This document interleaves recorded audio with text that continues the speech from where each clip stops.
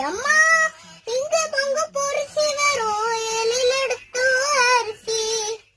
குடியிருக்கும் குண்டிக்கிளியே கொஞ்சி கிடப்போ வாடியிலேயே யார சொல்லிட்டா பாடியே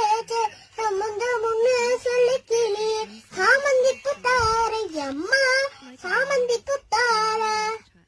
கோவப்பட்டு பார்த்த எம்மா வந்த வழி போய